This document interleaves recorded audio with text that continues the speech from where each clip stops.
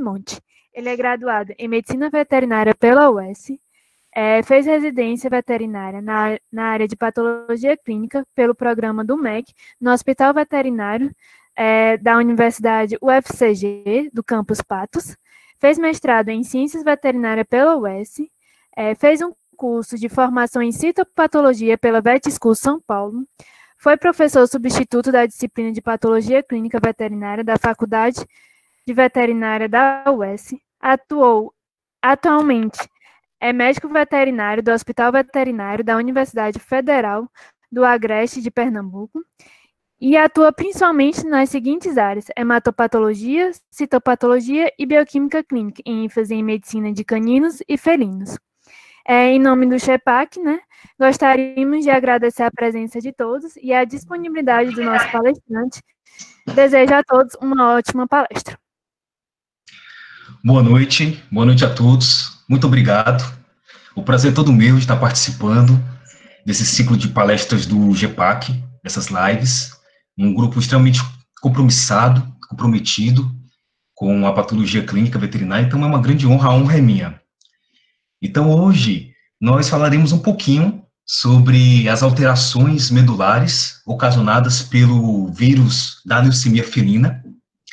Desse modo, eu montei um roteirozinho de abordagem bem prático, para a gente ter ideia do que a gente vai ilustrar nessa nossa apresentação. Vamos falar, primeiramente, de maneira bem pontual, sobre algumas características do vírus da leucemia felina, o FeLV.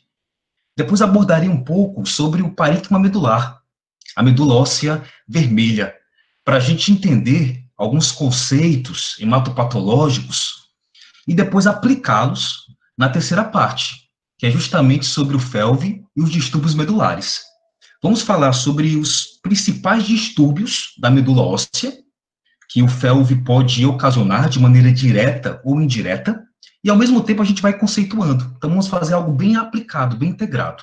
Fala do processo, conceitua e fala do FeLV, se afeta ou não esse processo. E aí a gente vai delinear, evidentemente, falando de distúrbios não neoplásicos ou benignos, por assim dizer, as síndromes mielodisplásicas e as neoplasias.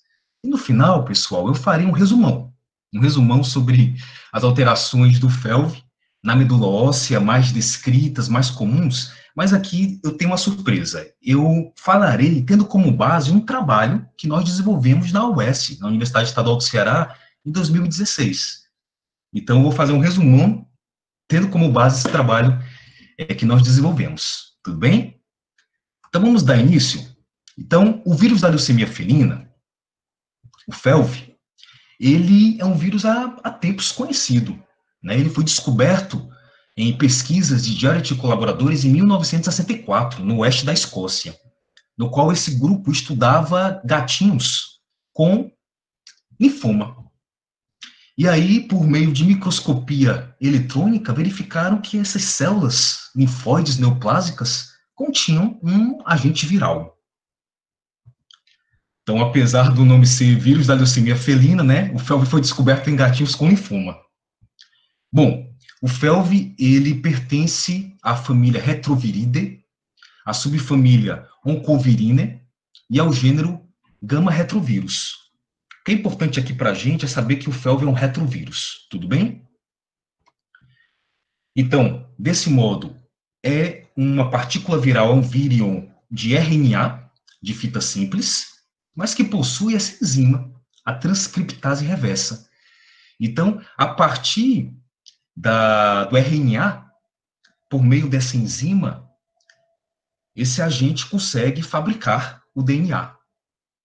Então, a partir da transcriptase reversa, essa enzima catalisa essa reação, tendo como molde RNA, é formado o DNA no citoplasma da célula hospedeira, já que o vírus é um parasita intracelular obrigatório, e aí depois esse DNA formado, ele é integrado ao genoma da célula hospedeira, da célula parasitada. E aí, quando esse DNA do vírus é integrado ao genoma da célula hospedeira, você tem o provírus. E outra característica muito importante para a nossa abordagem é saber que o FeLV é um vírus envelopado. Então, além do genoma associado a, no caso, circundado por um capsídeo, esse capsídeo também é circundado por um envelope lipoproteico. E esse envelope, ele vai se formar muitas vezes, né, quando o vírus sai das células hospedeiras, e aí parte da membrana plasmática das células hospedeiras vai cobrindo, a grosso modo falando, o capsídeo viral. E aí você tem esse vírus envelopado. O que é importante nessa característica?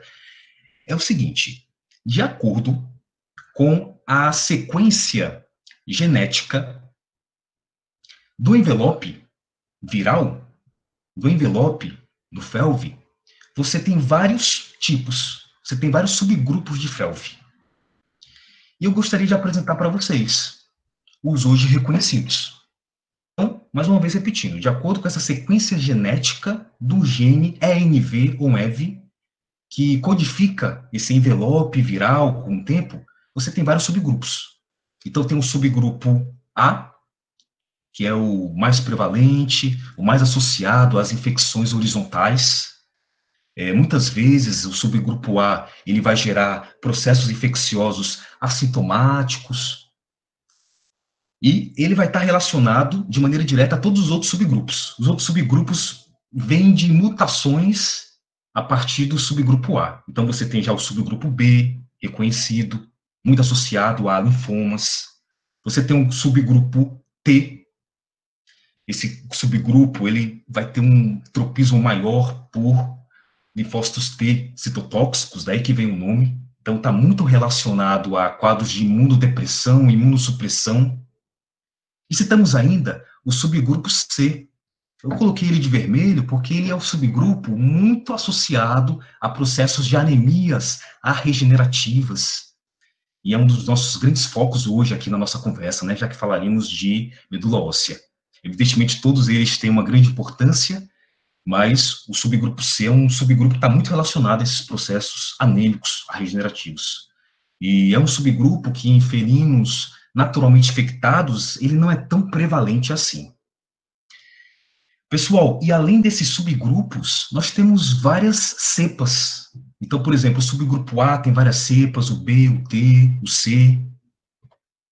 E uma dessas cepas que eu gostaria de destacar, essa cepa já foi identificada nos subgrupos A, B e C, é a cepa, no caso, Kawakami-Telin. Essa cepa, ela está muito relacionada àqueles quadros de citopenia, de imunodepressão em gatinhos, que morrem ali 1, 2 semanas após o nascimento, né? Geralmente não ultrapassam 14 dias. Então, esses gatinhos têm aquela síndrome, né, de Fehring-Kitten, que são aqueles gatinhos que nascem com hipotermia, com supressão tímica. São gatinhos que, como eu falei, não passam ali, de maneira geral, dos 14 dias. Então, essa cepa está muito associado a contribuindo, né, para essa síndrome. Bom, então, em vista desse primeiro momento, falando um pouquinho sobre as características do vírus, vamos passar agora para a infecção propriamente dita. O FeLV, ele pode gerar vários processos, várias classes de infecção, digamos assim. Então, você tem aquela infecção focal atípica, no qual o FeLV vai afetar tecidos ou órgãos de maneira pontual, não causando quadros virêmicos sistêmicos. Então, o FeLV afeta só, por exemplo, a bexiga urinária, só a glândula mamária, só os olhos, só o sistema nervoso. É mais raro esse tipo de infecção só focal. Você tem um outro tipo de infecção, que é a infecção abortiva, chamada de infecção abortiva. Nesse caso, o FeLV, ele começa o seu processo ali no tecido linfóide da orofaringe. Então, no caso ali, ele vai começar a sua replicação em linfócitos locais, mas não se chega a ter uma viremia, não se chega a ter uma disseminação para o organismo. Ali mesmo, digamos assim, ele é bloqueado, seja pela ação dos linfócitos T citotóxicos, seja pela ação de anticorpos neutralizantes contra o vírus. Então, nós não temos um quadro virêmico nessas infecções abortivas, né? Nós não temos a detecção antigênica em células do sangue, em células da medula óssea, por exemplo. Tem um outro tipo de infecção que é a regressiva. Nesse caso, o felve ele ultrapassa essa barreira inicial aqui da orofaringe. E aí você já tem um quadro de viremia. Mas é uma viremia mais contida. É uma viremia que, muitas vezes, ela diminui em semanas ou meses. Evidentemente que, nesse caso aqui, você ainda pode ter a detecção do felve por técnicas moleculares, como o PCR, por exemplo, de maneira transitória. Mas, muitas vezes, você vai ter testes antigênicos negativos para o agente. Destaque: na regressiva, eu já posso ter o felve em células sanguíneas e células da medula. Mas, como eu falei, muitas vezes de maneira mais transitória, numa quantidade muito pequena. Muitas vezes você vai ter um quadro ali de latência. Aí sim, com alguma imunossupressão, alguma imunodebilidade, a gente pode ter esse quadro se reafirmando. E, por fim, eu falo da infecção progressiva, que talvez é a que mais nos interesse aqui nesse contexto maior hoje, que é aquela infecção que realmente passou dessa barreira inicial da orofaringe, tem a fase de disseminação, tem a fase virêmica, uma alta carga antigênica para os vários tecidos orgânicos, uma grande carga antigênica no sangue, na medula óssea. Então, geralmente, com muita sintomatologia clínica associada. Então, geralmente, aqui o prognóstico é bem mais reservado, ruim. Geralmente, animais ali com prognóstico de 1 ano a 3 anos. Enfim. Pessoal, deu para entender, então, esse primeiro momento?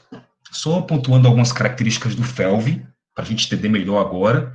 E passemos para uma abordagem sobre o parênquima medular, a medula óssea vermelha. Vamos falar agora do nosso protagonista hoje, né, a medula óssea. Eu adianto que nós podemos ter várias ferramentas para estudar a medula óssea, vários exames. Podemos ter o mielograma, que é a citologia de medula, podemos ter a histopatologia medular.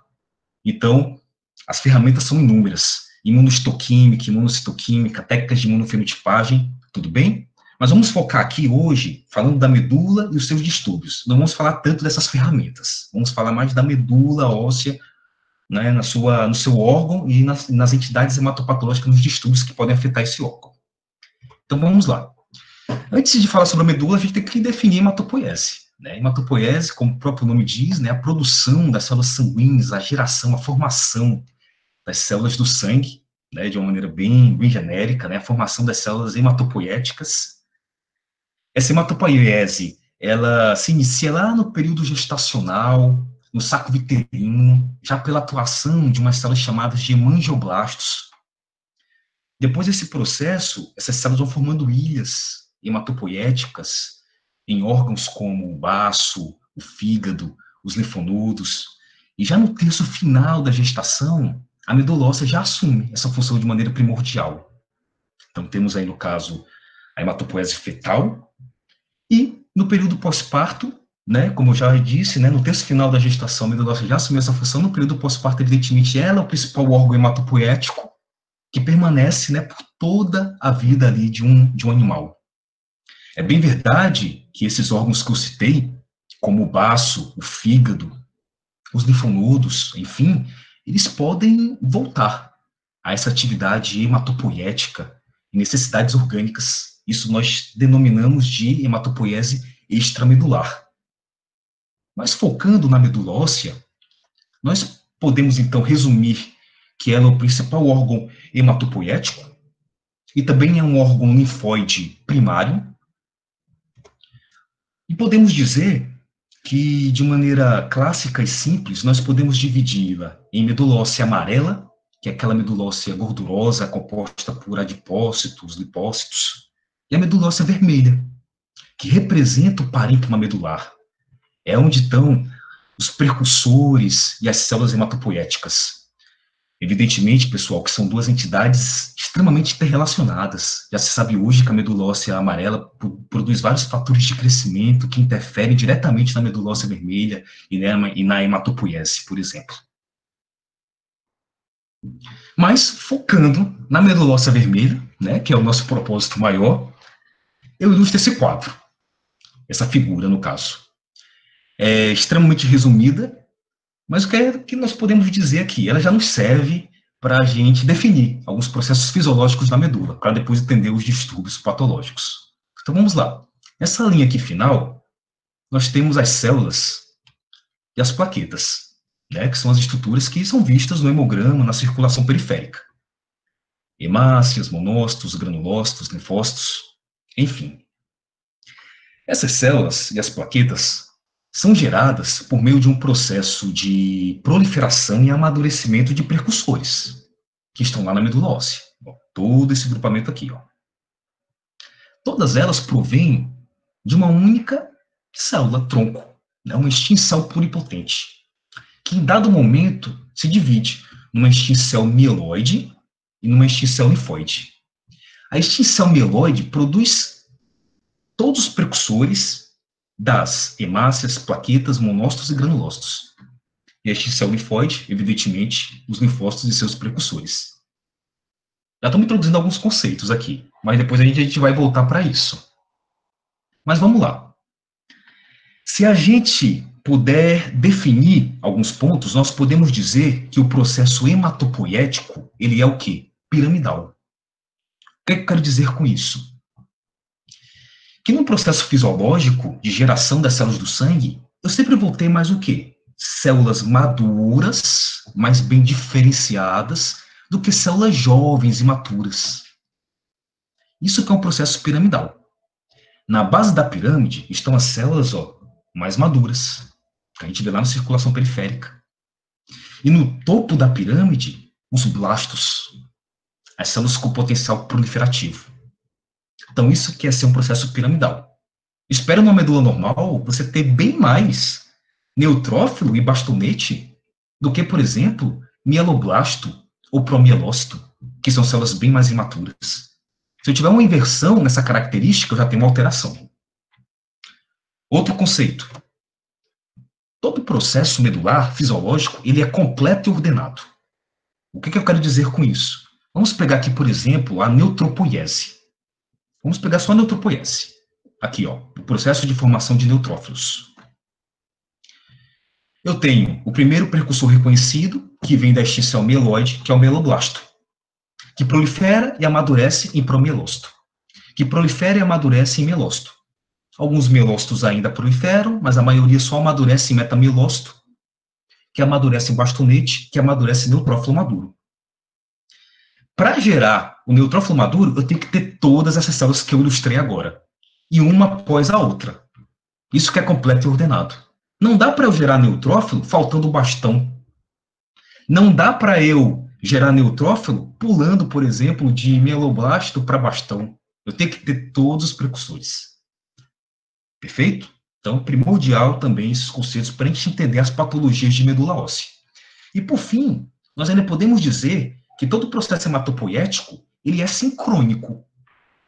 Ou seja, no amadurecimento das células, citoplasma e núcleo têm que amadurecer em conjunto.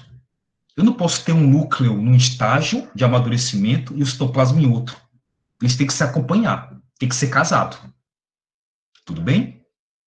Seguindo, então. Eu ainda quero introduzir um outro conceito. E para isso eu peguei novamente a neutropoiese. Pessoal, eu poderia estar pegando aqui qualquer série, tá? Poderia estar pegando a série eritroide, a eritropoiese, a megacariocytopoiese, mas estou pegando aqui a neutropoiese só a título ilustrativo mesmo, né? Um exemplo. Então vamos lá. Eu ilustrei aqui todos os precursores que vão formar os neutrófilos, lá na medula óssea. E eu posso pegar esse agrupamento de células e dividir em dois compartimentos, em dois grupos.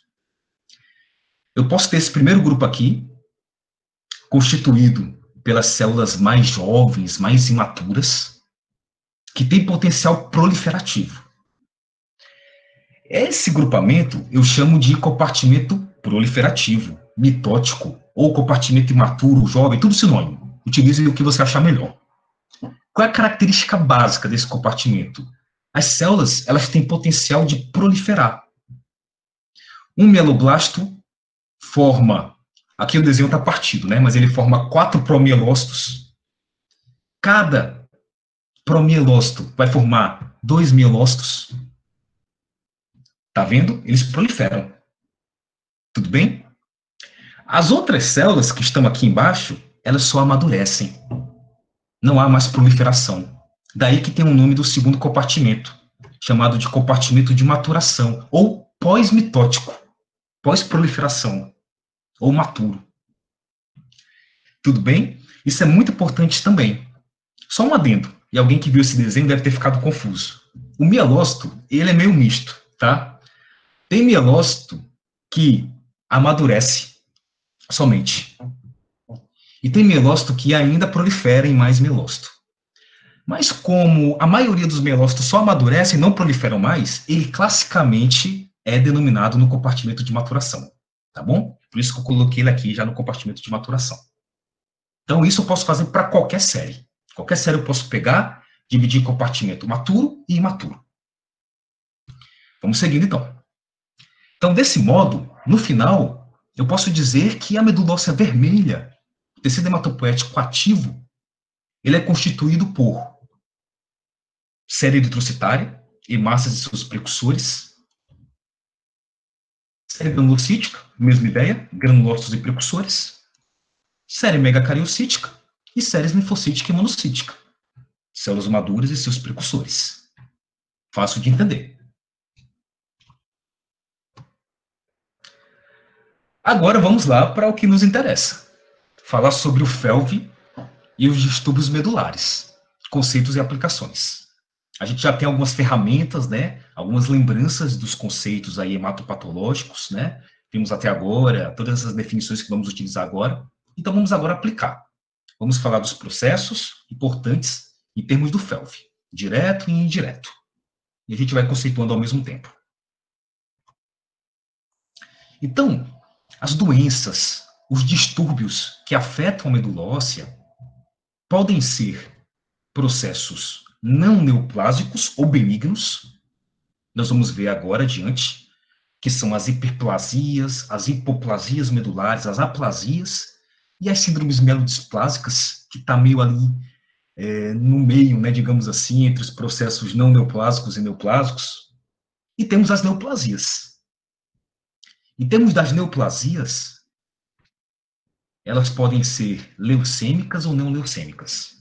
Já adianto que nem toda neoplasia que afeta a medula óssea é uma leucemia. Mas não se preocupe com isso, nós vamos definir o que é leucemia, nós vamos pontuar tudo isso ainda. Mas vamos começar primeiro com os distúrbios não neoplásicos. Nesse contexto, como já adiantei, nós temos as hiperplasias. O que é uma hiperplasia medular? É o aumento ou o acúmulo de células com potencial proliferativo na medula óssea de um modo não neoplásico. Hiperplasia eu vou usar para processos não neoplásicos. Então, por exemplo, lá no exemplo que a gente viu da neutropoiese, eu tenho um aumento lá do compartimento imaturo, do compartimento jovem, que a gente estudou agora há pouco, dos mieloblastos, dos promielócitos. Então, aumenta a quantidade dessas células, ou o acúmulo delas, de um modo não neoplásico. É uma hiperplasia. Hipoplasia é o oposto. É a diminuição, é a redução.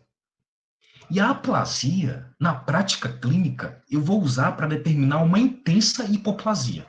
Né? A aplasia, na etimologia, seria a ausência de células, né? Mas a gente sabe que isso é incompatível com a vida, né? Então, eu vou usar a aplasia para denominar o quê? Uma intensa hipoplasia, uma hipoplasia acentuada.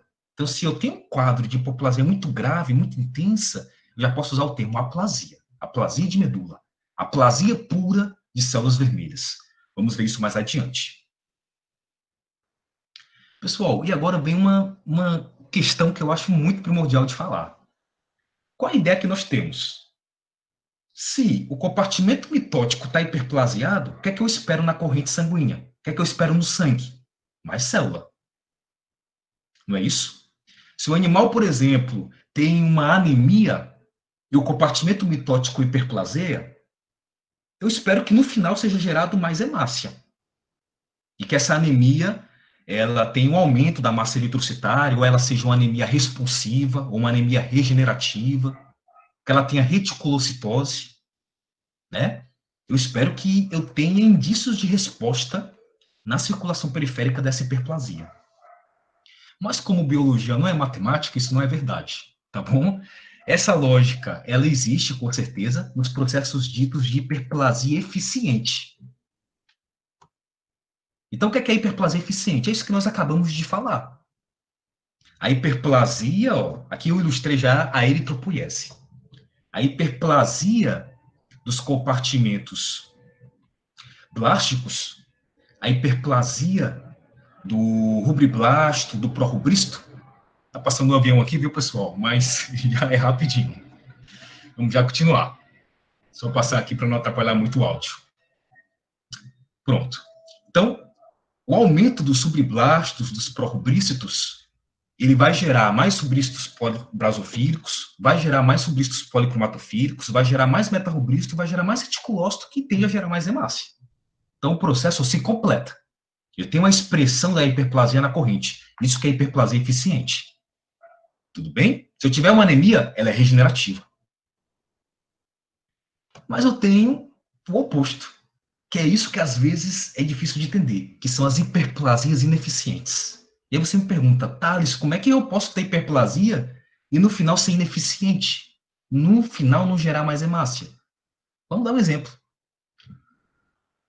Eu posso ter, por exemplo, o FeLV causando uma resposta imunomediada e uma lise direta do rubristo policromatofílico. Ou então o FeLV inibindo fatores de crescimento seletivamente, por exemplo, por rubristo policromatofílico. Nos conceitos de hematopoese que nós vimos, se não tiver rubristo policromatofílico, eu consigo formar hemácia madura? Não consigo. Porque a gente viu há pouco tempo que o processo hematopoético ele é completo, ordenado. Então aqui eu tenho uma interrupção de maturação. Eu não tenho como pular de rubristo basofílico para metarrubristo e formar mais hemácia madura. Mas, Thales, de onde é que está vindo a hiperplasia? Está aqui. Os compartimentos anteriores ao rubristo policromatofílico hiperplaseiam. A medula entende, está faltando hemácia. Vamos hiperplasiar. Ela vai lá e hiperplaseia. Mas sempre quando chega aqui ao rubristo policromatofílico, é lisado. E o processo não se completa. E aí eu não tenho hemácia na corrente no final. Então, nesses casos, se o animal tiver uma anemia, ele vai ter uma anemia de que tipo? A responsiva, a regenerativa ou não regenerativa. Então, aqui a gente já resumiu tudo. Hiperplasias ineficientes vão gerar o que na corrente? Anemias arregenerativas. Tudo bem, pessoal? Deu para entender esses conceitos? Se tiver alguma dúvida, pode perguntar. Tudo bem? Vamos dando prosseguimento. Então, mais uma vez eu ilustro aqui algumas partes da hematopoiese, a eritropoiese e a granulopoiese. Mais uma vez lembrando que o foco-alvo das hiperplasias, aplasias, hipoplasias vão ser os compartimentos mitóticos das séries. Então, por exemplo, na eritropoiese, rubriblasto e parrubristo, vão ser as células-alvo do processo, porque são elas que têm potencial mitótico. São elas que vão aumentar ou diminuir. Tudo bem? Tudo bem, para uma visão mais crítica, né? Os rubristos, os mielócitos também entram, como eu já falei, alguns deles também têm potencial de proliferar, então eles acabam entrando nesse raciocínio, mas essa parte inicial aqui da pirâmide, é o topo da pirâmide, que é o alvo dos processos hiperplásicos, hipoplásicos e aplásicos. Esses processos também podem... Opa, à vontade. Tem uma pergunta. Claro, claro. A FeLV afeta somente esse rubristo? Ah, não, aqui no caso foi só um exemplo. Foi só um exemplo, ela pode afetar qualquer precursor. É bem verdade que é muito citado em processos de interrupção de maturação da eritropoese, é muito citado que o precursor que mais é lisado, por exemplo, é o rubristo policromatofílico. Ele é o mais citado. Mas não tem como a gente fazer uma matemática, não. Aí foi só um exemplo mesmo para a gente entender. Mas o FeLV, os mecanismos de lise dele são muito complexos. Né? Ele pode tanto lisar seletivamente um precursor, probabilisticamente o rubristo policromatofílico é um dos mais lisados, mas, como eu falei, não é o único. Pode inibir fatores de crescimento de qualquer célula ali, do compartimento mitótico, por exemplo, também. Então, isso é muito amplo e muito variável. Tudo bem? Deu para esclarecer? Tem outra pergunta Perfeito, perfeito. da Poliana. Poliana. Perfeito. Um abraço, Poliana. Na FEL, vai acontecer tanto essa hiperplasia eficiente como a ineficiente? Pronto. Bom, eu vou aguardar um pouquinho para responder, porque é o que nós vamos ver agora. É o nosso próximo passo agora. A gente vai ver como é que o FeLV está mais relacionado a esses processos de hiperplasia. Vou falar já sobre eles. Tá certo?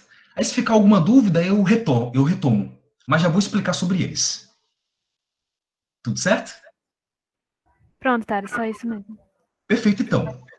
Então, dando prosseguimento, o FeLV, então, o FeLV, evidentemente, que é o nosso foco aqui, mas esses processos de hiperplasia, aplasia, hipoplasia, né? A gente está falando do FeLV, mas várias e várias coisas podem causar esses processos.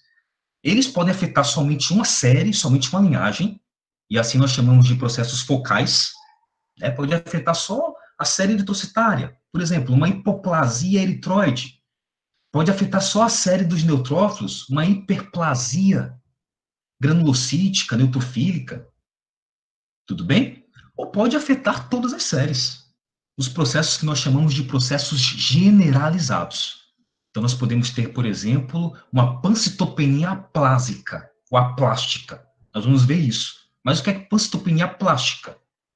É uma hipoplasia intensa de todas as séries. Eritroide, granulócitos, monócitos, tudo. Tudo bem? Mas nós vamos começar por partes, para não ficar confuso. Vamos falar agora só das hiperplasias e ver como é que o FeLV atua nessas hiperplasias na medula óssea. E primeiro, eu quero falar só da hiperplasia focal seletiva, a hiperplasia eritroide. Vou falar só sobre ela. Pessoal, o FeLV, ele pode causar de maneira direta hiperplasia eritroide? Pode. Pode sim. Mas, de maneira mais comum verificada na prática clínica, epidemiologicamente falando, elas costumam ser o quê? Eritropoiese ineficiente. Então, quando eu penso de hiperplasia eritroide causada diretamente pelo FeLV, geralmente elas são com eritropoiese ineficiente. Nós vimos agora há pouco, né, como isso acontece. Tudo bem? Então, são aqueles quadros que a hiperplasia dos subblastos, nesse caso que eu estou falando de eritroide, dos prorubristos, mas alguma coisa acontece ali no meio do caminho. Seja por lise do rubristo policromatofílico, ou do rubristo basofílico, ou do beta-rubristo, seja por inibição de fatores de crescimento que o FeLV causa em relação a respostas imunomediadas secundárias que ele gera. Qual o resultado de tudo isso? A anemia na corrente, ela é arregenerativa, ela é arresponsiva, apesar do quadro hiperplásico.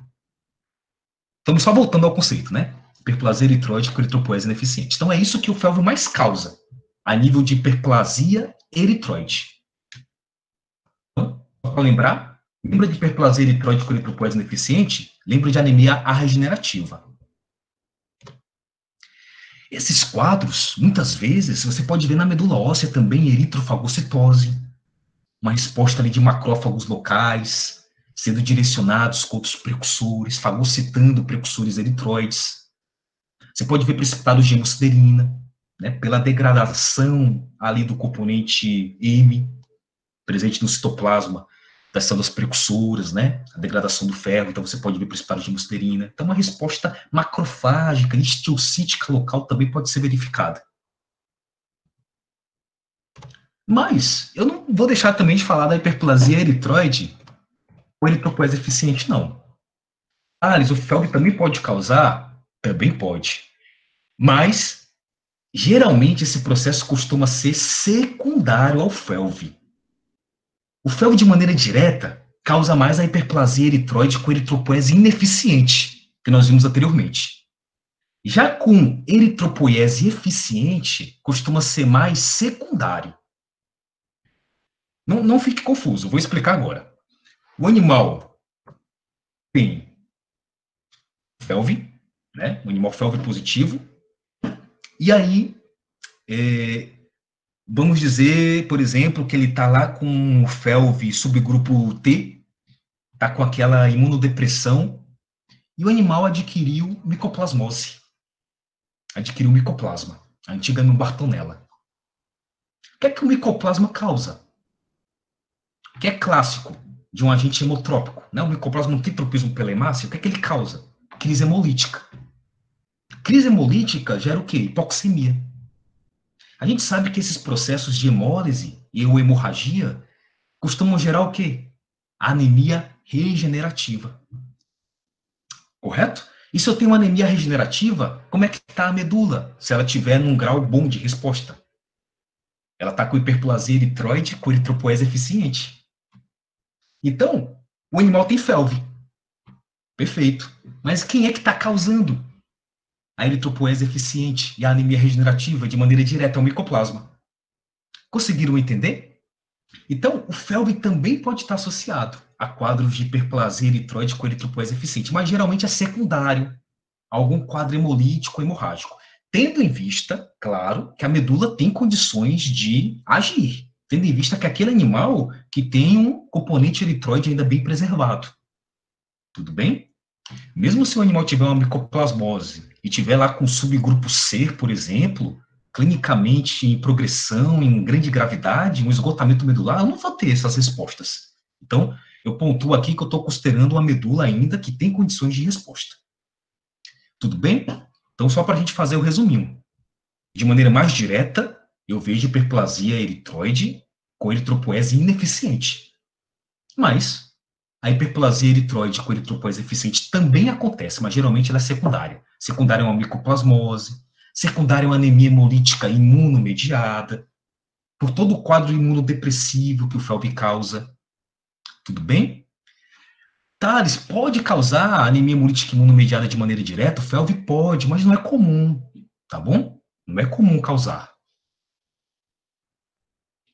Aqui eu coloquei uma foto justamente do micoplasma, né, que nós acabamos de falar. É sempre complicado você ter foto de micoplasma, porque geralmente, tirando assim no celular, é um agente muito pequeno, então geralmente as imagens não ficam tão boas. Mas eu acho que vocês estão conseguindo ver. Aqui a gente vê, ó, nas hemácias, essas estruturas puntiformes, azurofílicas, individualizadas, ou às vezes formando, ó, pequenas estruturas lineares. Aqui é micoplasma, perfeito? Então vai causar uma intensa crise hemolítica, hipoxemia, anemia regenerativa, e a medula vai estar lá, se tiver com um bom grau de resposta. Hiperplasia, eritroide, com eritropoese eficiente. E o animal pode ter felve. Né? Evidentemente que não é uma verdade, né? O animal tem micoplasma, tem felve. Não, não é isso que eu estou dizendo. Mas pode ter, perfeito? Aqui é uma outra imagem de citologia de medula, só para ilustrar. Ó, vários precursores, eritroides aqui, vários subristos policromatofílicos, eu também tenho rubristos ou basofílicos, são precursores, né, da série das hemácias. Prorubrícito. Então, uma medula dessa aqui poderia estar associada a uma eritropoese eficiente. Pessoal, tudo bem? Então, falamos das hiperplasias, eritroides e o felve. Vamos falar agora de outro tipo de hiperplasia. Vamos sair das hemácias. Vamos falar agora da hiperplasia granulocítica neutrofílica. O aumento do número dos precursores dos neutrófilos. Bom, segue a mesma lógica que a gente já viu. Uma hiperplasia granulocítica neutrofílica, ela pode ser eficiente ou ela pode ser ineficiente. Quando ela vai ser eficiente? Mesmo raciocínio. Quando o processo se completa. Quando eu tenho uma expressão dessa hiperplasia na corrente sanguínea. Quando eu tenho, por exemplo, neutrofilia. E ela vai ser ineficiente quando eu não tenho a expressão dessa resposta na corrente sanguínea. Eu não tenho aumento dos neutrófilos na corrente sanguínea. Fazendo paralelo, lá na eritroide seria a anemia regenerativa. Vamos voltar aqui? Hiperplasia granulocítica com granulopoese eficiente. Geralmente ela ocorre associada às leucocitoses diversas no início, processos inflamatórios infecciosos, quadros sépticos, endotoxêmicos, necróticos iniciais. Se eu tiver uma boa resposta de medula óssea, principalmente aqui no nosso nível do gato, você pode ter uma hiperplasia granulocítica com granulopoese eficiente, gerando neutrofilia na corrente, gerando desvio à esquerda. Tudo bem? Esses processos são mais pronunciados nos cães, mas nos gatos nós também podemos verificá-los. O FeLV pode causar esse tipo de processo? Pode. Agora, geralmente também é secundário. Secundário a infecções, né? Você tem ali o FeLV, e aí o animal, por exemplo, tem uma infecção por um calicivírus, por um PIF, por uma bactéria qualquer, por um toxoplasma, e aí você pode ter, se a medula estiver responsiva, uma hiperplasia granulocítica com granulopoese eficiente. E, no outro lado da história, nós temos a hiperplasia granulocítica com granulopoese ineficiente. Isso vai gerar o quê? Neutropenia. Geralmente esses processos são de base imunomediado. Geralmente você também tem leucofagocitose na medula. Observe o paralelo, bem parecido com o que eu falei das hemácias. E, mais uma vez, eu digo para vocês que é com granulopoese ineficiente o que a gente mais vê diretamente associado ao FeLV. O FeLV é um agente que, classicamente, de maneira direta, causa citopenia, causa imunodepressão. Então, por isso que a gente vê de maneira mais direta o FeLV causando hiperplasias granulocíticas com granulopoese ineficiente. Tudo bem? Aqueles quadros de neutropenia. Deu para entender até agora? Tudo certo então, né? Bom, posso citar também outros tipos de hiperplasia que poderiam estar associados ao FeLV. Por exemplo, a hiperplasia granulocítica eosinofílica. Nesse caso, secundária à estimulação por interleucina 5, do fator estimulante de colônia de granulócitos e monócitos. E animais com FeLV, essa hiperplasia granulocítica eosinofílica, ela geralmente é secundária. Ela é secundária a síndromes paraneoplásicas. A gente associa muito, por exemplo, eosinofilia como síndrome paraneoplásica de mastocitoma. O mastocitoma ele pode gerar uma hiperplasia granulocítica eosinofílica, gerar eosinofilia, até porque no mastócito tem muito fator quimiotático de eosinófilos. Mas a gente sabe que não é nada comum, por exemplo, o FeLV induzir um mastocitoma. Não é nada comum. Mas o FeLV induz uma outra neoplasia, que é o linfoma. E também é muito citado em alguns linfomas, eosinofilia, como síndrome paraneoplásica. Então a gente se lembra sempre de mastocitoma, né? Com eosinofilia, mas linfoma também pode ter muita eosinofilia associada, dependendo do linfoma. Então, eu coloco aqui mais como um fator secundário. E síndromes melodisplásicas. A gente vai ver ainda esse conceito. O FeLV, ele pode induzir síndromes melodisplásicas, e secundariamente a essas síndromes melodisplásicas eu posso ter respostas de hiperplasia granulocítica eosinofílica. Então, geralmente, quando eu vejo hiperplasia granulocítica eosinofílica em felinos com FeLV, a gente pode pensar nessas condições. E podemos ter ainda, pessoal, uma hiperplasia medular generalizada. A série eritroide, a série granulocítica neutrofílica e a série megacariocítica hiperplasiada. Isso está, às vezes, associado a anemias hemolíticas imunomediadas. O FeLV pode causar, de maneira direta, anemias hemolíticas imunomediadas, mas a gente já viu que isso não é tão comum. Mas, de maneira secundária, há, por exemplo, um micoplasma. Nós poderíamos ter uma anemia hemolítica imunomediada. Nós poderíamos ter uma trombocitopenia também imunomediada, secundária, a micoplasmose, por exemplo. Estou pegando o exemplo aqui da micoplasmose por ser mais comum de se verificar. Uma síndrome de Evans, né? Anemia hemolítica imunomediada, mas a trombocitopenia imunomediada. Então, nesse caso aqui, uma anemia hemolítica imunomediada, me ajudem aí. Como é que a gente pode esperar na medula óssea? O que é que nós podemos esperar? Uma hiperplasia eritroide com eritropoese eficiente, porque geralmente a anemia aqui é o que? Hemolítica. No pico, essas anemias são regenerativas. Então, para eu ter essa condição, eu preciso ter uma hiperplasia eritroide com eritropoese eficiente. Beleza. Em termos dos granulócitos neutrofílicos, mesmo raciocínio. Hiperplasia granulocítica neutrofílica com neutropoese eficiente, gerando lá neutrofilia na corrente, gerando desvio à esquerda, enfim. E no caso das plaquetas, uma hiperplasia megacariocítica. Alguém pode se perguntar, puxa, mas nesses casos eu tenho muitas vezes trombocitopenia. Você citou até agorinha a TIM, né, a trombocitopenia imunomediada. Mas é porque geralmente essa trombocitopenia é periférica. Perfeito? A medula lá está hiperplasiada com os megacariócitos. Está produzindo as plaquetas. Mas as plaquetas são liberadas na circulação, aí na circulação que acontece a destruição delas. Seja por conta de destruição imunomediada, seja por conta de uma menor sobrevida de plaquetas, pela resposta imunogênica, seja pelo maior sequestro, maior consumo pelas vasculites, enfim. Mas a medula lá pode estar com hiperplasia mecariocítica. E aí a trombocitopenia ser periférica e não medular. Pessoal, tudo bem? Alguma pergunta aqui nas hiperplasias? Então, a gente falou das principais hiperplasias que podem estar associadas ao FeLV, de maneira individualizada, e no final a gente acabou com a hiperplasia generalizada. Tudo bem? Então, fazendo a revisão, se eu perguntar para vocês, qual é a hiperplasia medular seletiva mais associada ao FeLV de maneira direta, nas hemácias? Vocês vão me responder o quê? Hiperplasia eritroide com eritropoese ineficiente. Na série granulocítica, neutrofílica, qual é que está mais associada de maneira direta? Hiperplasia granulocítica neutrofílica com granulopoese ineficiente também. Tudo certo? E os outros processos, geralmente, eficientes, a gente vê mais de maneira secundária. Mas agora, vamos para as hipoplasias, as aplasias, né, as reduções. Agora eu não estou falando mais de aumento das células blásticas, estou falando de redução. Agora é tudo reduzido. E eu já adianto para vocês que, de maneira geral, é isso que é mais citado no FeLV. Eu coloquei invertido nessa apresentação por um propósito que a gente vai ver lá no final do resumão. Mas, se eu fosse ilustrar para vocês, assim, tivesse 10 minutos para falar, eu falaria só das hipoplasias aplasias, que é isso que é mais relacionado ao FeLV. E não essas hiperplasias que eu falei agora há pouco. Então, vamos lá. Mesmo raciocínio.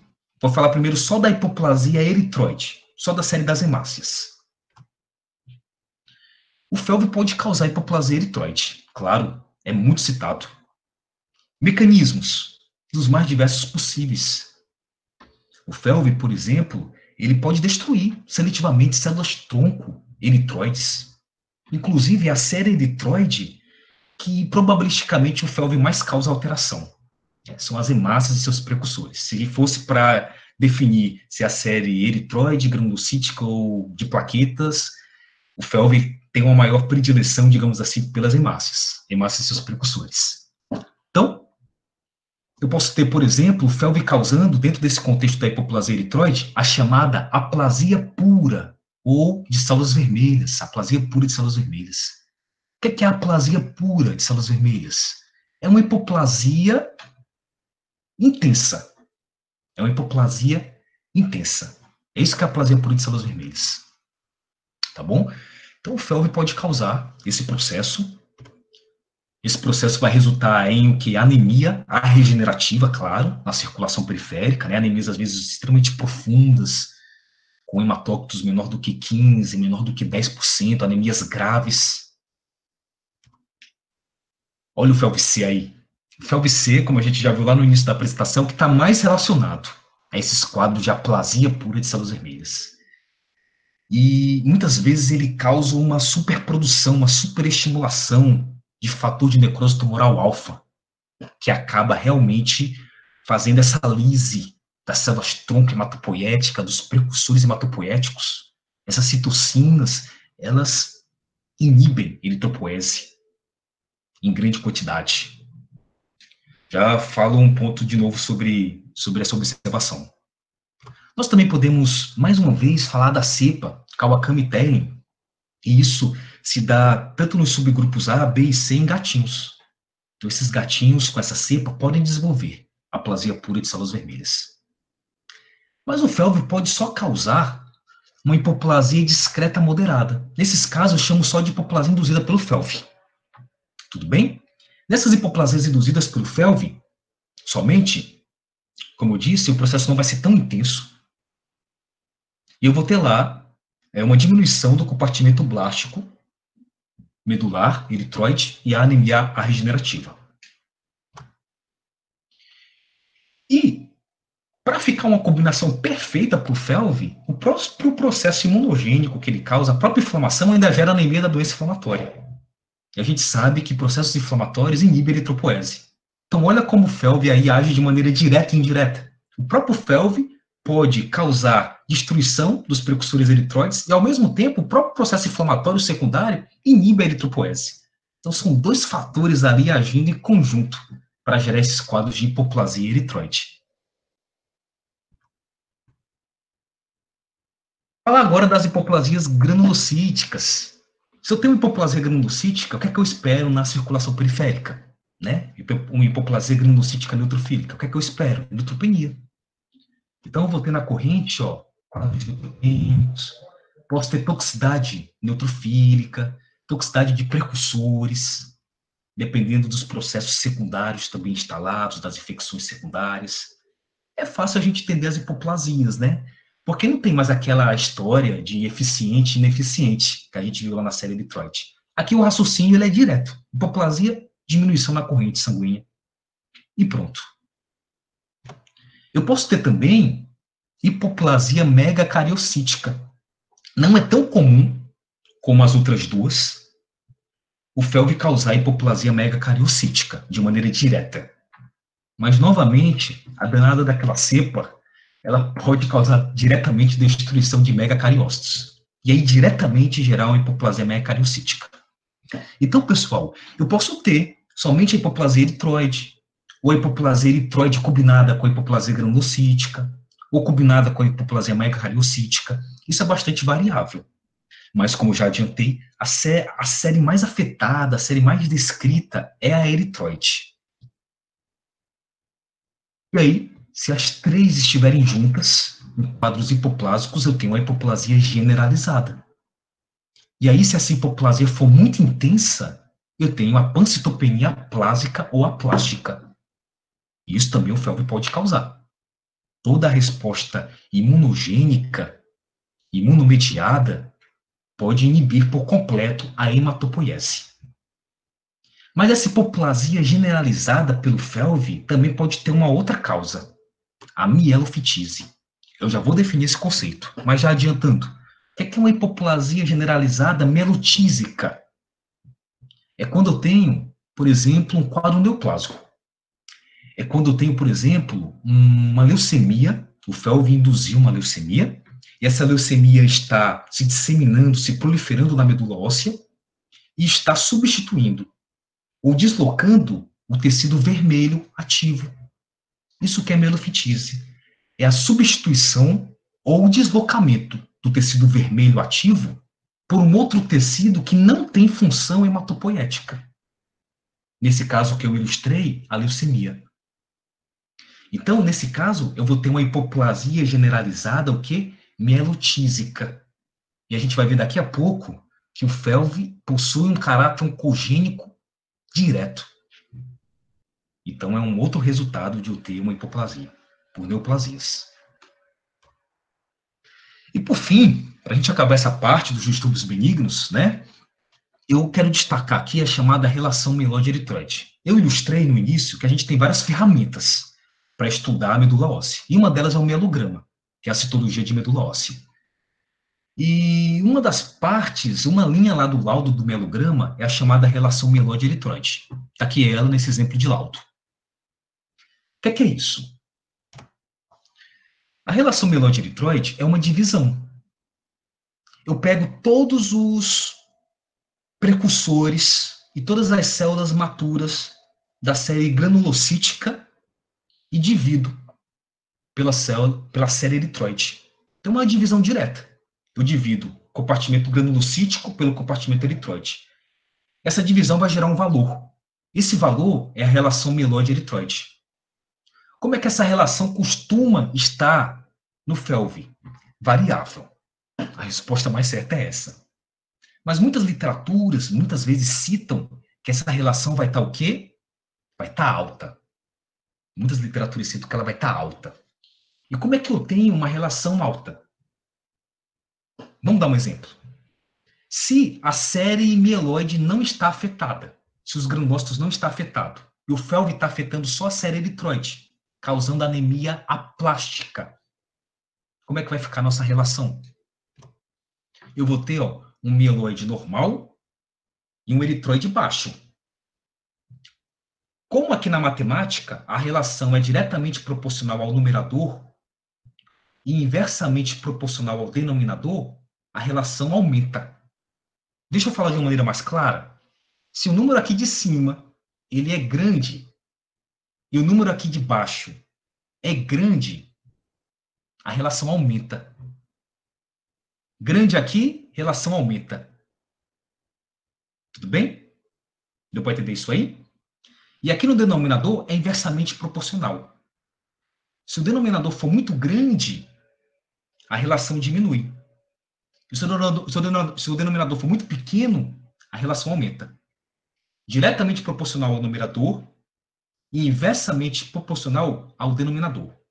Tá bom? Ficou um pouco confuso, vou repetir. Até eu me confundi um pouquinho, mas vamos lá. Diretamente proporcional ao numerador e inversamente proporcional ao denominador. Então, nesse caso que eu ilustrei, o animal só tem uma anemia plásica. Só anemia plásica. Então, o que está afetado? Só a série eritroide. Então, aqui na mieloide está normal. E a eritroide está o quê? Baixa. Se o denominador está baixo, o que acontece com a relação? Aumenta. Porque ela é inversamente proporcional ao denominador. Deu para entender isso aí? Numerador aumenta, relação aumenta. Numerador abaixa, relação abaixa. Denominador. Denominador, no caso, aumenta, relação diminui, inversamente. Denominador diminui, relação aumenta. Pensamento direto, pensamento ao contrário.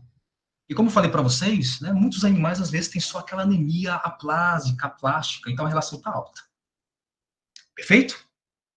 Vamos então acabar essa parte dos distúrbios benignos, no caso de hipoplasias, aplasias e hiperplasias, no caso da série eritroide granulocítica e megacariocítica, e vamos falar aqui rapidamente sobre outros processos não neoplásicos que são a linfocitose medular.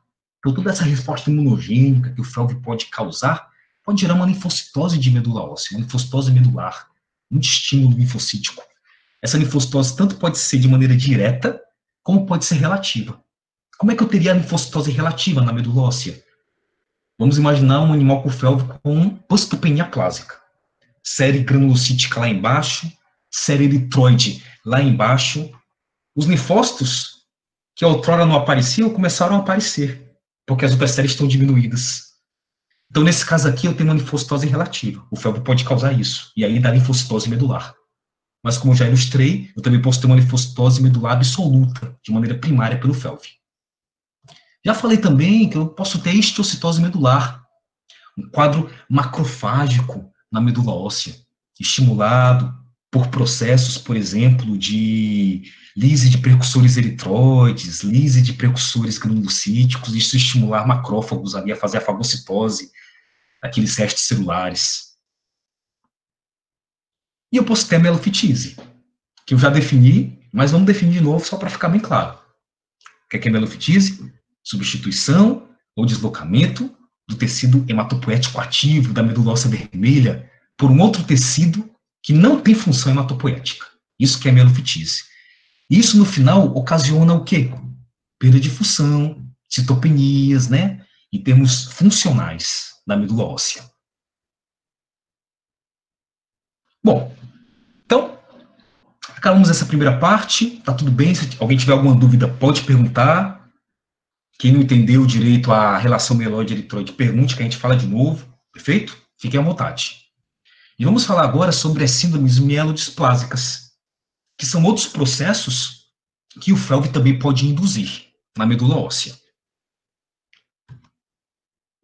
E eu começo a falar das síndromes mielodisplásicas com esse quadro, com essa figura. O que é que nós temos aqui? Várias alterações morfológicas. Vários precursores aqui eritroides com morfologia aberrante, oriundos de mitoses atípicas. Então, por exemplo, aqui ó, na letra G, eu tenho um rubrícito, um precursor das hemácias, com o citoplasma hemoglobinizado, avermelhado, ou seja, ele está bastante maturo, e um núcleo que não está acompanhando esse grau de maturação. O núcleo está num estágio mais jovem, e o citoplasma está num estado mais maduro. Eles não seguiram, eles não estão casados. Então aqui eu tenho um assincronismo de maturação. Isso é uma alteração causada por uma mitose anormal. Aqui na letra O, por exemplo, eu tenho um precursor granulocítico, um precursor de neutrófilo gigante, uma célula muito grande, uma célula megaloblástica. E eu tenho dois núcleos aqui, totalmente fora do previsto para uma célula granulocítica, um núcleo binucleado. Cadê a segmentação? Cadê as constrições? Não tem, os núcleos estão lobulados. Então, isso aqui também é uma alteração mitótica. Pessoal, essas alterações que eu estou ilustrando aqui, a gente chama de disematopoieses. O que são disematopoieses, então? São alterações morfológicas, como essas que eu ilustrei, oriundas de mitoses anormais. Se essa alteração afeta a série eritroide, é uma diseritropoiese. Se ela afeta a série granulocítica, ela é uma disgranulopoiese. Se ela afeta a série das plaquetas, dos megacariócitos, ela é uma dismegacariocitopoiese. Perfeito? Então, é isso que é disematopoiese. Eu preciso desse conceito agora para definir as síndromes melodisplásicas. O que são síndromes melodisplásicas? Então, são distúrbios que têm disematopoiese, mas, além disso, eles também são distúrbios proliferativos. Mas eles têm um limite de ação. Eles afetam mais do que 6% e menos do que 20% ou 30%, depende da referência, das células blásticas na medula óssea, resultando em citopenias. Então, você tem uma medula óssea com um distúrbio proliferativo, mas que tem um limite aqui, ó, de ação. Só posso ter esse limite aí. Se for acima disso, eu tenho leucemia aguda. A gente já vai falar sobre isso. Então, eu tenho esse limite de ação. E isso acompanhado de disematopoieses. Então, eu tenho lá muito mais, por exemplo, rubriblasto do que o previsto e cheio de alteração morfológica, oriunda de mitose anormal. E tudo isso na corrente sanguínea gera o quê? Citopenia. Pronto. O Felv também é um especialista em causar síndromes melodisplásicas. Tanto síndromes melodisplásicas, como só disematopoieses, né? Para ser síndrome melodisplásica, eu tenho que ter a disematopoiese e a proliferação. Então, o Felv pode causar só a disematopoiese ou pode causar a síndrome melodisplásica como um todo. Tudo bem?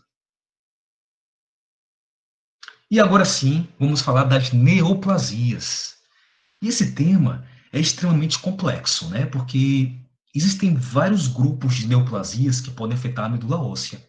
Mas vamos focalizar aqui nos que são os mais comuns, associados ao Felv. Então, só para ilustrar de maneira genérica, nós podemos ter na medula óssea vários tipos de neoplasias. Aquelas que são neoplasias ditas leucemias, que nós já vamos definir. Nós podemos ter neoplasias hematopoéticas que se originam na medula óssea, mas que não são leucemias. Nós podemos ter neoplasias não hematopoéticas, mas que envolvem a medula óssea. E nós ainda podemos ter neoplasias hematopoéticas que não se originam na medula óssea, mas que podem envolvê-la. Olha como é diverso os grandes grupos de neoplasias que podem afetar a medula óssea. E às vezes a gente pensa, eita, neoplasia de medula leucemia. Não é bem assim. Em termos do Felv, nós vamos nos preocupar principalmente com as leucemias, esse primeiro grupo aqui, e com esse segundo grupo aqui. Neoplasias hematopoéticas que não se originam na medula óssea, mas que podem envolvê-la. Estou falando aqui primordialmente de quem? Linfoma. Leucemias aqui nesse grupo, linfomas nesse outro. Vamos falar primeiro, então, das leucemias. Tudo bem? Antes de mais nada, vamos defini-la, né, claro. O que são leucemias? Leucemias, pessoal, são neoplasias hematopoéticas que se originam na medula óssea, possuem comportamento biológico maligno, que podem se disseminar para a corrente sanguínea e que não estão associados a estruturas sólidas. Olha o tanto de critério para a gente definir uma leucemia. Então, se eu juntar esses critérios, eu tenho uma definição de leucemia. Evidentemente que podem existir outros critérios de definição, né? Por exemplo, critérios genéticos, fenotípicos. Na medicina humana, por exemplo, se nós formos pegar aí as últimas edições da Organização Mundial de Saúde, em termos das classificações das neoplasias hematopoéticas e linfóides, nós vamos ver que muitas das definições de leucemias levam em consideração hoje fatores genéticos, também fenotípicos. Mas, de uma maneira aqui mais corriqueira para a gente, tendo esses critérios aqui juntos, nós podemos definir uma leucemia.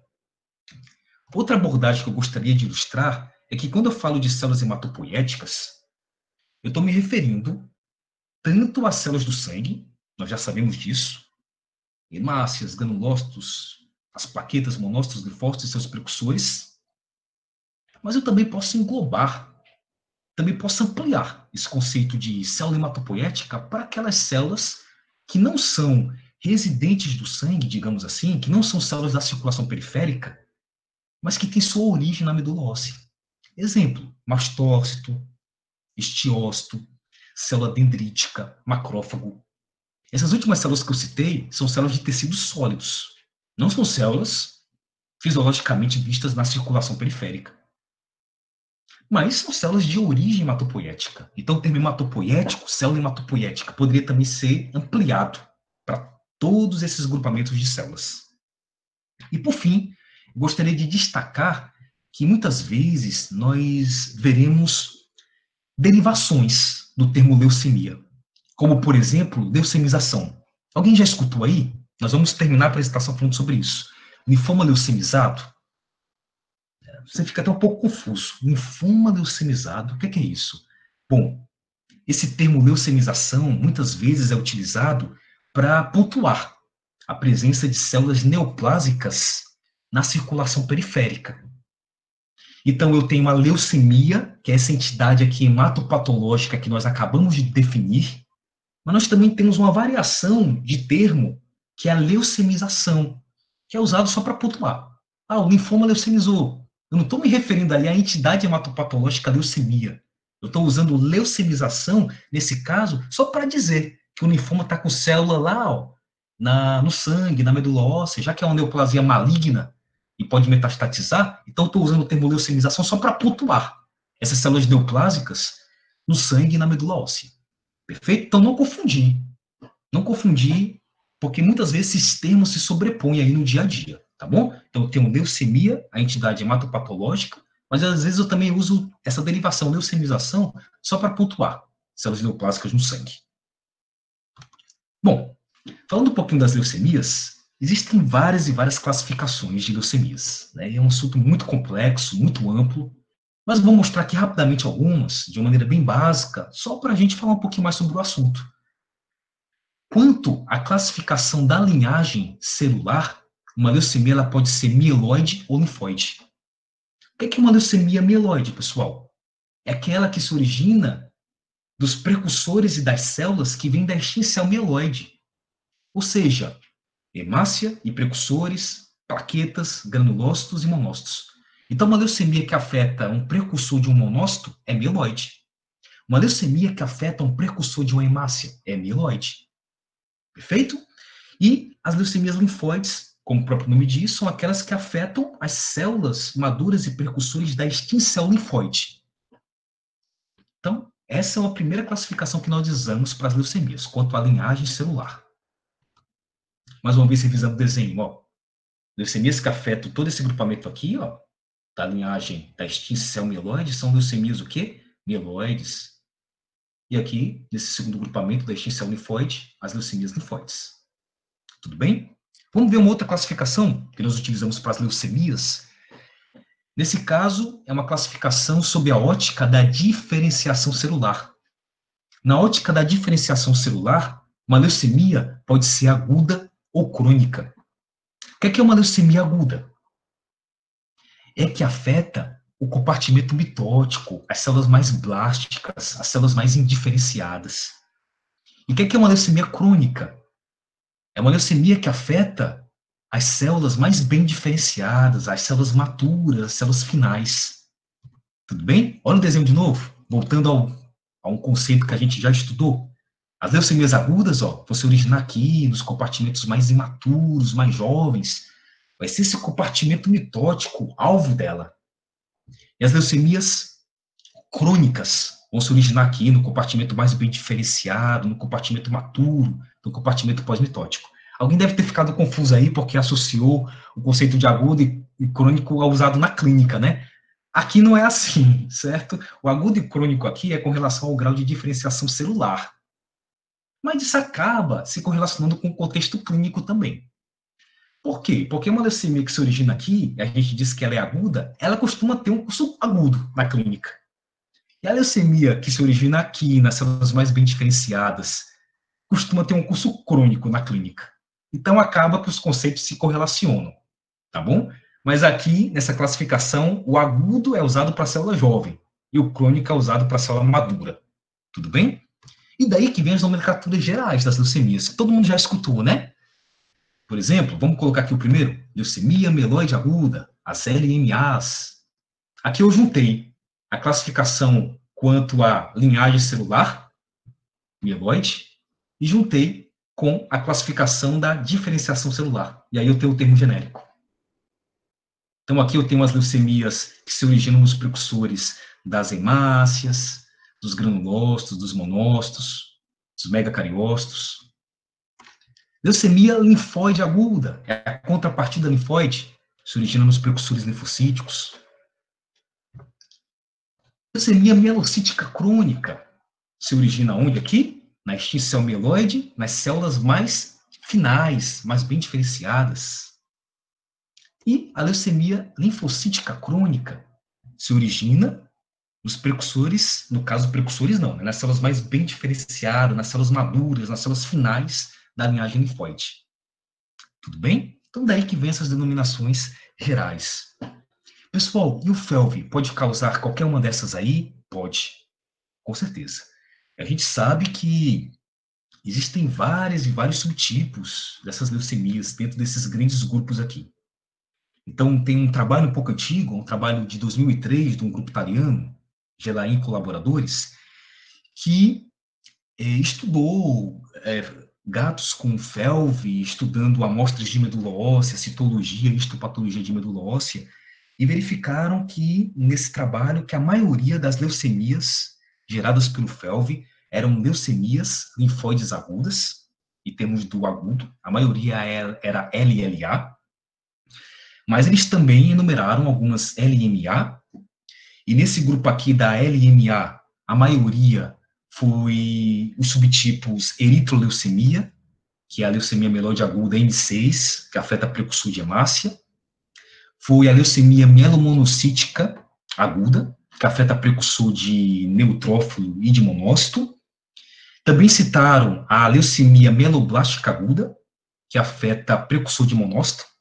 E também eles citaram a leucemia mieloblástica com maturação, que afeta os precursores dos granulócitos. Então você vê como é complexo o FeLV. Olha o tanto de subtipos que ele pode gerar de leucemias. Perfeito? Em relação à contrapartida crônica, nesse trabalho, as leucemias crônicas que o FeLV mais originou foram as linfocíticas crônicas, as LLC. Mas também teve caso de leucemia mielocítica crônica. Tudo bem? Fora aquelas leucemias que não foi possível de classificá-las morfologicamente, diante do grande grau de indiferenciação da célula-alvo afetada. E para acabar essa parte das leucemias, eu gostaria de falar uma última classificação, que é com relação à presença no sangue das células leucêmicas. Se essa leucemia tiver células disseminadas por sangue, ela é dita leucemia leucêmica. Se essa leucemia não tiver células disseminadas por sangue e tiver restrita à medula óssea, ela é dita não leucêmica ou aleucêmica. Extremamente confuso e paradoxal. Se vocês não soubessem, aquele conceito de derivação que a gente já explicou, que diz com relação a marcar a célula no sangue. Então, por exemplo, quando eu falo leucemia leucêmica, o primeiro termo está se referindo à entidade hematopatológica leucemia. E o segundo termo é só utilizado para marcar a presença ou não da célula neoplásica no sangue. Como a gente já aprendeu isso, ficou fácil de desvendar. Então, quando eu falo, por exemplo, leucemia aleucêmica, eu quero dizer que existe a entidade hematopatológica leucemia, né, lá na medula óssea, evidentemente, mas que ela não está liberando células no sangue. Ó. Por isso que é aleucêmico, não leucêmico. O termo aí não está marcando a célula no sangue. A maioria das leucemias, pessoal, costuma ser leucêmica. Tudo bem? Mas já existem vários relatos de FeLV causando o quê? Leucemias aleucêmicas. Tudo certo? Estava até conversando com uma colega hoje e ela comentou que na rotina dela existem vários casos de leucemia causada por FeLV aleucêmicas. Tudo bem? Bom, então, leucemia pode corresponder aí a até 1/3 dos tumores hematopoéticos no gato. 2/3 costuma ser mieloide, por esses autores aqui, mas a gente já viu que tem autor, como eu há pouco tempo ilustrei, que era mais linfóide. Então, há essas variações na literatura, nós vamos encontrar essas várias variações, e destacando que o FeLV ele tem um poder de leucemogênese direta. Ele pode ter um poder de leucemogênese direta. Então, a maioria dos animais, né, que tem leucemia, de felinos que têm leucemia, eles têm FeLV. Isso não é muito bem verdade isso para o linfoma. Né? Muitos animais com linfoma não são positivos para o FeLV, atualmente a gente já sabe disso. Mas a maioria positiva para as leucemias tem FeLV. Então, daí que justifica até o nome do termo, né? Vírus da leucemia felina, apesar dele ter sido descoberto em gatos com linfoma. Pessoal, então, já vamos aqui indo para a nossa parte final, né? Da aula. E eu quero falar desse último grupo aqui. Neoplasias hematopoéticas que não se originam na medula óssea, mas que podem envolvê-la. E que podem ser secundárias ao FeLV. E aí eu falo do linfoma. Né? Quando eu penso em neoplasia causada por FeLV, leucemia e linfoma. Já falamos sobre as leucemias, vamos falar agora sobre os linfomas. De maneira também bem pontual. Então, eu quero antes definir linfoma. Definimos leucemia, eu quero definir linfoma. O que é um linfoma? O que são linfomas? Linfomas são neoplasias que se originam em tecidos sólidos, possuem comportamento biológico maligno, têm como células-alvo linfócitos e seus precursores. Então, se eu tivesse esses critérios, neoplasia maligna, que se origina em tecido sólido, e tem como alvo linfócitos e seus precursores, eu tenho um linfoma. Já conseguiram diferenciar das leucemias, né? Para começar, a leucemia se origina em um tecido semissólido, que é a medula óssea. O linfoma se origina em tecido sólido. Pode ser linfonodo, pode ser baço, timo, pode ser pele, olho, sistema nervoso, rins, tecido sólido. Tudo bem? E os dois são malignos, os dois têm comportamento biológico maligno na sua definição, mas as leucemias, elas podem afetar todas as linhagens hematopoéticas, né? Já os linfomas são neoplasias de células linfóides e precursores, células linfocíticas e seus precursores. Tudo bem? Em felinos FeLV positivos, que têm linfomas mediastinais, né? Na verdade, reconstruindo a frase, animais que têm linfomas mediastinais, gatinhos que têm linfomas mediastinais com menos de 3 anos, geralmente são FeLV positivos. Então, o FeLV está muito relacionado a linfomas mediastinais em animais jovens. Outra informação também importante. Metade, aproximadamente, dos linfomas multicêntricos em gatos podem ter o FeLV como o agente primário envolvido. Evidentemente que o FeLV também pode originar outros tipos de linfoma, linfoma alimentar, linfoma extranodal, mas é mais citado em linfoma mediastinal em gatos jovens e em linfomas multicêntricos. Então aqui, por exemplo, eu tenho uma imagem de uma medula óssea com linfoma, que é um caso que nós estudamos em 2016, e eu acho que alguém aqui ficou altamente confuso. Thales, mas linfoma na medula? É isso que nós vamos falar agora, tá bom? Seria mais fácil apresentar uma medula e apresentar uma leucemia, né? Mas, como a gente viu, o linfoma é uma neoplasia maligna. Então, ele pode metastatizar, infiltrar sangue, infiltrar medula. E aí você tem um linfoma lá na medula que você não sabe se é uma leucemia ou um linfoma, porque você não sabe onde surgiu. Então, isso é muito complicado. Isso a gente chama de linfoma leucemizado, tá bom? Leucemizado utilizado aí só para marcar o linfoma no sangue e na medula óssea. Pessoal, dá para diferenciar se eu ver um monte de linfócito neoplásico na medula óssea. Dá para diferenciar se esse processo surgiu ali ou é uma metástase. Ou seja, se ele surgiu ali, é uma leucemia. Se for de linfócito jovem, grande, ele vai ser o quê? Uma leucemia linfoblástica aguda, uma LLA. Mas se ele não surgiu ali, se ele surgiu num tecido sólido e metastatizou para o sangue, para a medula, aí eu teria um linfoma leucemizado. É muito complicado mesmo, muitas vezes a gente diferenciar aquilo que a gente está vendo, se é uma leucemia ou se é um linfoma leucemizado, tá bom? E muitas vezes não cabe nem ao mérito da gente estar discutindo sobre isso. Porque se um linfoma infiltrou medula, ele é um linfoma estágio 5, que possui um prognóstico coincidente com a leucemia linfoblástica aguda. Então, as abordagens clínicas, elas são coincidentes nesse aspecto. Mas, como a gente é patologista, né, e às vezes a gente tem um pouquinho ali de vaidade patológica, digamos assim, existem alguns quadros que podem tentar orientar uma diferenciação entre os dois processos. Mas já adianto que isso aqui não é certeiro, sempre existem exceções.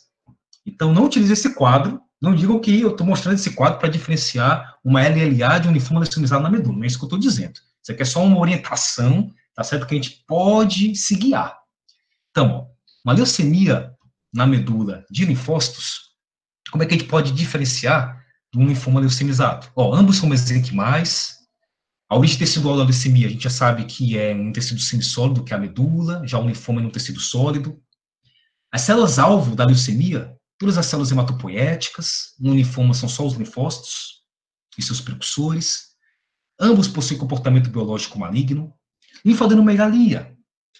Geralmente, nas leucemias, essa linfadenomegalia, ela não acontece, ou é mais discreta. Nos linfomas, ela costuma ser mais intensa, mas em gato isso é mais complicado ainda, porque tem gato que tem linfoma extranodal e não tem nada de linfadenomegalia. Então, eu já estou colocando aqui as várias exceções que existem. E quando se trata da espécie felina, mais exceções ainda. Hipercalcemia é uma síndrome ali paraneoplásica, citada em 40% a 50% de alguns linfomas mais mediastinais, por exemplo, né? Ou de alguns outros tipos de linfomas. Na leucemia, isso não é tão comum. Tumor periférico, na leucemia, de modo geral, ausente. No linfoma, como tem tecido sólido, presente. A mielofitise, na leucemia, ela costuma ser mais generalizada, mais acentuada. No linfoma, ela costuma ser mais multifocal, mais discreta, moderada. Tem autores que falam que na leucemia eu não vejo muito corpúsculos linfoglandulares, que são restos de linfócitos que lisaram e formam estruturas que parecem plaquetas azulofílicas, e que no linfoma essa probabilidade seria maior de ver. Mas, pessoal, mais uma vez eu ressalto, isso aqui não é verdade. Para gato, pior ainda, tá bom? Então, se você vê uma neoplasia linfóide maligna na medula óssea, o animal tem FeLV, você pode, para sair dessa polêmica, dizer, ó, o animal tem uma neoplasia linfoproliferativa, né, maligna, possivelmente associada ao FeLV, tá certo? Então, por exemplo, ó, eu falei agorinha que não é muito comum, né, você ter, por exemplo, linfadenomegalia ou organomegalia nas leucemias.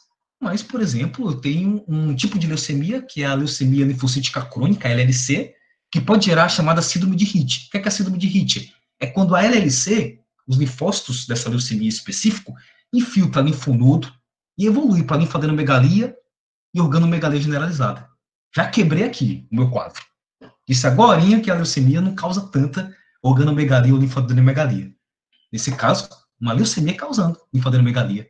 Então, apesar de existirem as definições, critérios diferentes de diferenciar os processos, os dois processos, mas sempre vai existir aqui uma linha de sobreposição entre os dois processos. Então, tem algumas abordagens que, quando você tem um processo neoplásico na medula, já chama de leucemia, ou leucemização. Perfeito?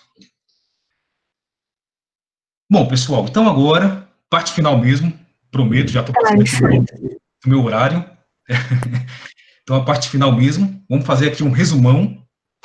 E esse resumão, eu vou me basear na nossa prática, né, em um trabalho que nós fizemos em 2016. Eu vou mostrar para vocês o que é que nós verificamos em animais FeLV positivos em termos de medula óssea. As alterações que nós vimos Ficamos.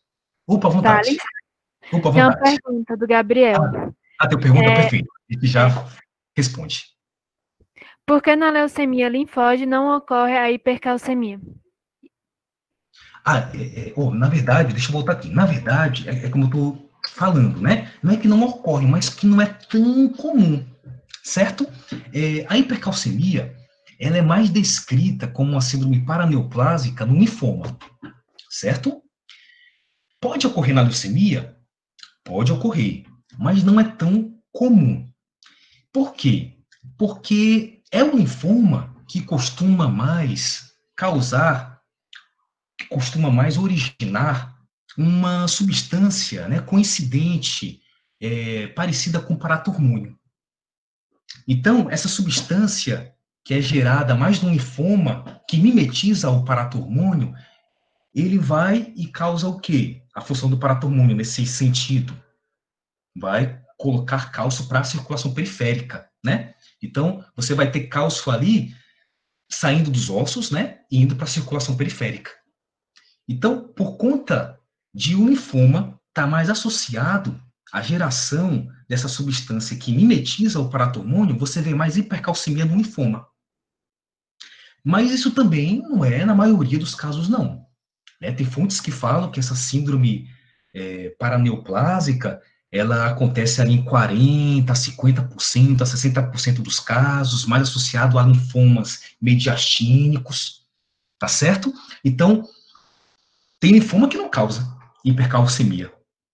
E tem leucemia que pode causar, mas não é tão comum. Então, é aquela orientação, né? Essas observações aqui, elas não são fechadas. São orientações probabilísticas, mas que, infelizmente, sempre tem uma falha.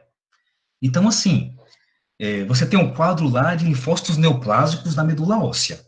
Aí você pode fazer, vamos dosar cálcio. O cálcio deu aumentado. O cálcio deu aumentado. É um linfoma. Não, não é bem assim que deve ser a orientação. É mais provável que isso aconteça num linfoma. Mas aí eu preciso sempre tentar juntar outras informações. Essa diferenciação aqui, essa tentativa de diferenciação, ela deve ser feita envolvendo várias e várias características. E confesso que às vezes você não consegue. Você junta tudo, mas não consegue. Tudo bem? Deu para esclarecer?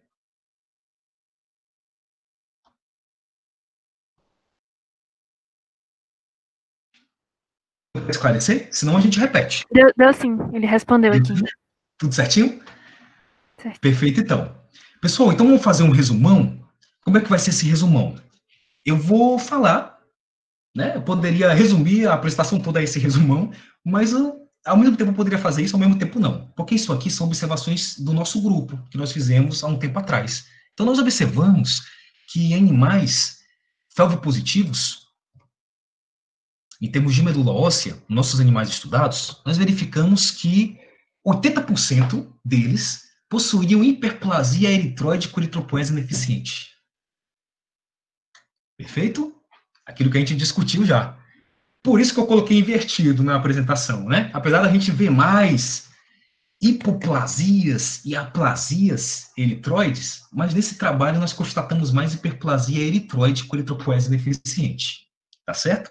Independentemente se é aplasia ou hiperplasia eritroide com eritropoese deficiente, eu tenho na circulação periférica o quê? Anemia regenerativa. Então isso aí não muda. Perfeito? Mas eu destaquei aqui, ó, que em muitos trabalhos nós vamos ver hipoplasias e aplasias. 60% dos nossos animais tinham diminuição dos compartimentos granulocíticos neutrofílicos e tinha histiocitose, aquela resposta macrofágica que nós também comentamos.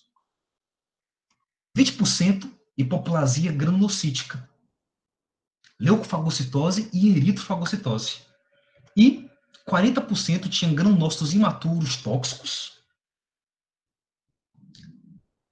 E todos eles tinham relação melóide-eritroide diminuída. Né? Apesar de eu ter citado que você encontra muitas relações aumentadas, nesse nosso caso nós tínhamos relações diminuídas. Por que nós tínhamos relações diminuídas? Porque nós tínhamos aqui, ó, mieloide baixo, por conta da hipoplasia granulocítica. Então, se o mieloide está baixo, a relação abaixa. E, no caso, Como tinha eritropoese ineficiente também, então, nesse caso, mas era hiperplasia, ó, o número aqui embaixo está mais alto. Então, se o número aqui embaixo está mais alto, por conta da hiperplasia, se o número de baixo está alto, a relação diminui. Então, em cima, baixo. Né? Numerador baixo e denominador alto, relação diminui. Por isso que todos os nossos animais têm relação diminuída. Perfeito? E assim, se eu fosse... Evidentemente que eu não poderia deixar de falar também que 40% dos nossos animais apresentaram distúrbios linfoproliferativos.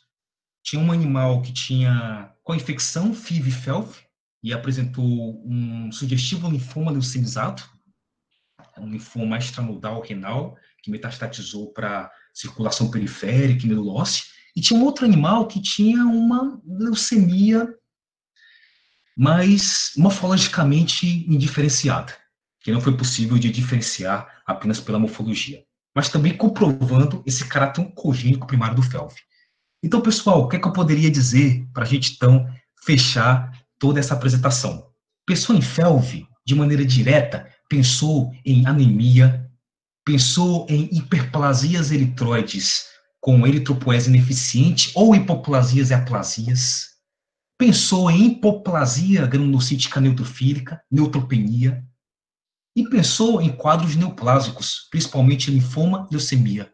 Então, resumindo de uma maneira bem básica mesmo, mas para a gente assimilar esse conhecimento, pensemos em citopenias e pensemos em neoplasias, principalmente linfoma e leucemia. Espero que todo mundo tenha gostado, então, dessa abordagem. Estou disponível, caso tenha mais alguma dúvida, mais alguma observação. Mais uma vez, queria agradecer ao GEPAC pelo convite, por essa oportunidade.